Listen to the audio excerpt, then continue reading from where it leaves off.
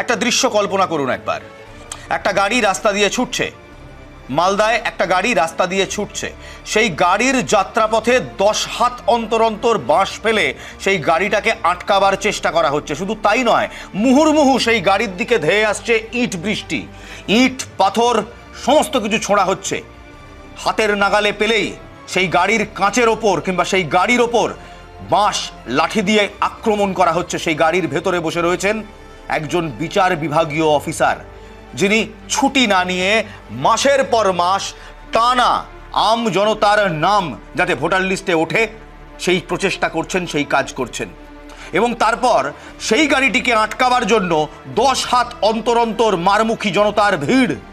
তারা সবাই চাইছে সেই গাড়িটিকে আটকাবার জন্য। আর গাড়ির ভেতরে সেই অফিসার তার ঊর্ধ্বতন কর্তৃপক্ষকে ফোন করে বলছেন, স্যার আমাদের গাড়ি অ্যাম্বুশ হয়ে গেছে, আমাদের পাইলট কার তছনছ হয়ে গিয়েছে, স্যার আমার একটা ছোট বাচ্চা আছে, আমার যদি কিছু হয়ে যায় সেই বাচ্চাটার খেয়াল রাখবেন।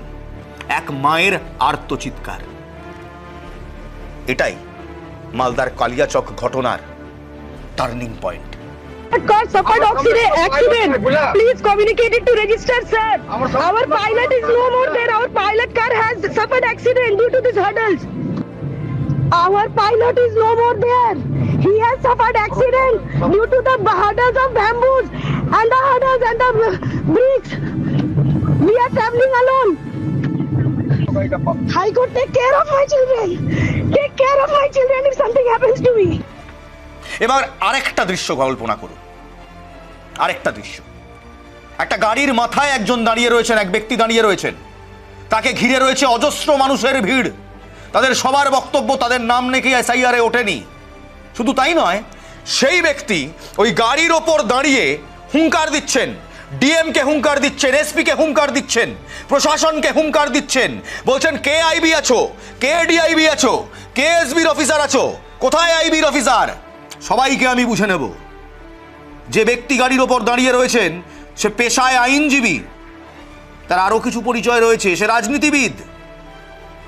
সে 2021 সালে ইটাহার থেকে মিম অল ইন্ডিয়া মজলিস এ মুসলমান AIMIM মিম, সেই মিমের প্রার্থী ছিলেন।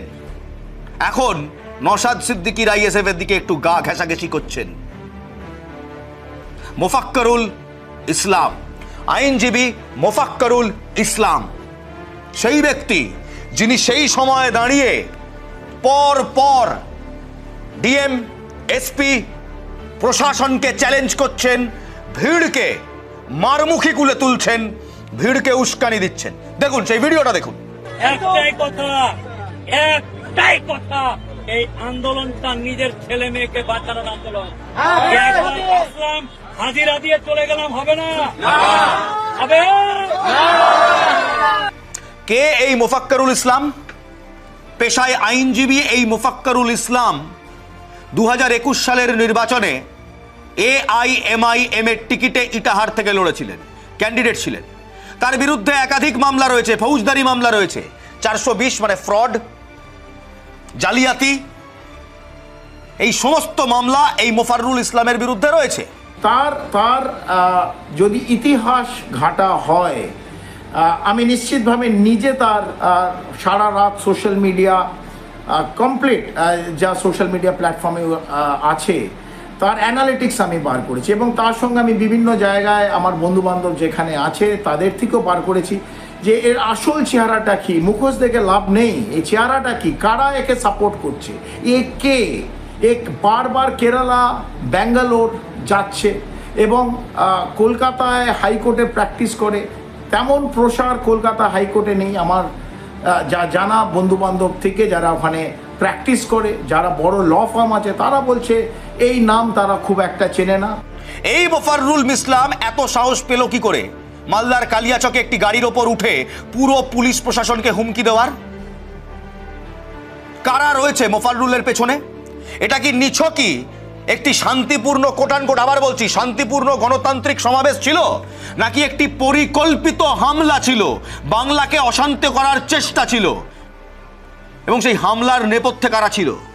না না না, ISF কেও আমরা বাদ দিতে পারছি না, কারণ ISF এর মাথাবাড়ির প্রার্থী শাহজাহান আলী তাকেও গ্রেফতার করা হয়েছে। মোফাররুলকে তো সিআইডি গ্রেফতার করেছে, মোফাক্করুলকে। শাহজাহান আলীকেও গ্রেফতার করা হয়েছে। শুধু তাই নয়, এই মোফাক্করুল ইসলাম 1,27,000 ফেসবুক ফলোয়ার, যার, নিজেকে সাইবার এক্সপার্ট বলে দাবি করেন, তার যা যা জিনিসপত্র বেরিয়ে আসছে না আমাদের ইনভেস্টিগেশনে, শুনলে আপনারা চমকে উঠবেন।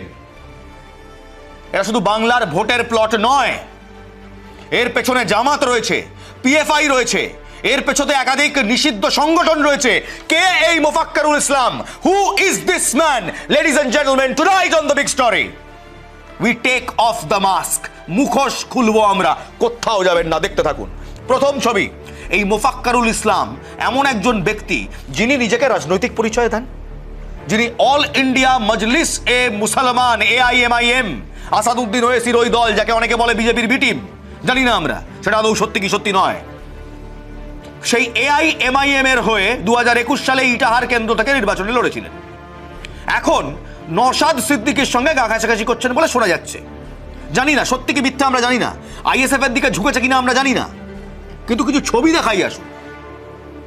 এ ছবি ISF তৈরি হওয়ার বহু আগে, এ ছবি পুলওয়ামা ঘটনার ঠিক পরে।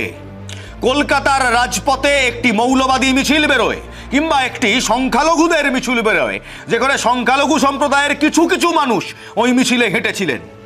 মোফাক্করুল ইসলাম সেই মিছিলে হেঁটেছিলেন, মিডিয়াকে বাইটও দিয়েছিলেন।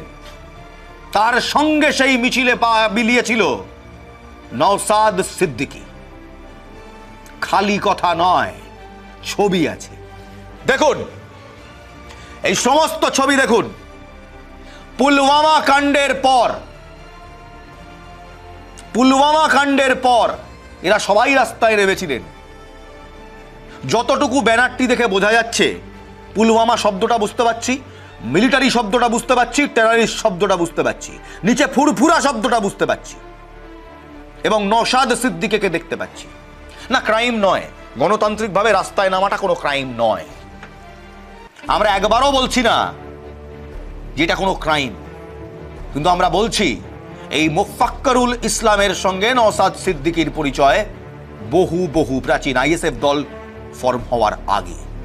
আমরা বলছি না, খোদ মোফাক্করুল ইসলামের ফেসবুক প্রোফাইল বলছে, কারণ এই সমস্ত ফেসবুক প্রোফাইলের ছবি কিংবা এই সমস্ত ছবি মোফাক্করুল ইসলামের ফেসবুক প্রোফাইল থেকে নেওয়া। 2016 সালে এখানে তৃণমূলের যিনি বিধায়ক হয়েছেন তার চিফ ইলেকশন এজেন্ট ছিল। তাহলে মোফাক্করুল ইসলাম তাহলে আজকে তৃণমূল, মমতা ব্যানার্জি আর বিজেপি মিলে পশ্চিমবাংলার মুসলমানদেরকে ভয়ে আতঙ্কে রাখতে চাইছে। মিথ্যা মামলা দিয়ে আমাদেরও প্রার্থীকে মোতাবারি অ্যারেস্ট করে আমাদেরকে ভয় দেখাতে চাইছে। এই ভয় আমরা পাই না।